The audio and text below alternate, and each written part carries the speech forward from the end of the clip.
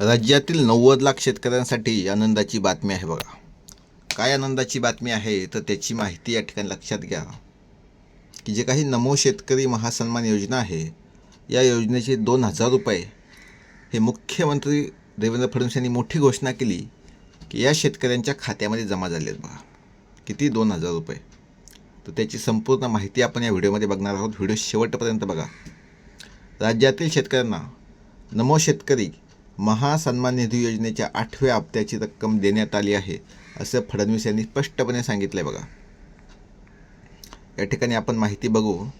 महाराष्ट्राचे मुख्यमंत्री देवेंद्र फडणवीस यांनी विधानसभेच्या अर्थसंकल्पीय अधिवेशनातील अंतिम आठवडा प्रस्तावावर भाषण करताना विविध मुद्द्यावर भाष्य केलं. फडणवीस यांनी राज्यातील 90 लाख शेतकऱ्यांना दिलासा देणारी घोषणा केली आहे.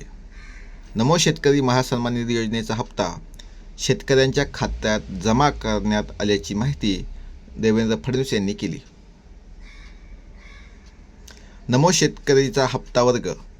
देवेंद्र फडणवीस म्हणाले की आज सांगितलं पाहिजे की आपण जो शेतकऱ्यांसाठी नमो शेतकरी महासन्मान निधी योजना सुरू केली आहे, केंद्र सरकारचे वर्षाला 6,000 रुपये जे असतात त्यापैकी राज्य सरकारचे 6,000 रुपये शेतकऱ्यांना दिले जातात.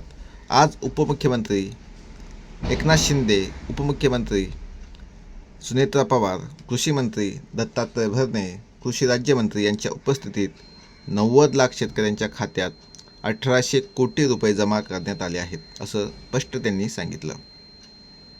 केंद्र सरकार आणि राज्य सरकार मिळून आतापर्यंत शेतकऱ्यांच्या खात्यात 2 योजनांमधून 90 लाख शेतकऱ्यांच्या खात्यात 54 लाख कोटी रुपये जमा केले असल्याची माहिती देवेंद्र फडणवीस यांनी दिली.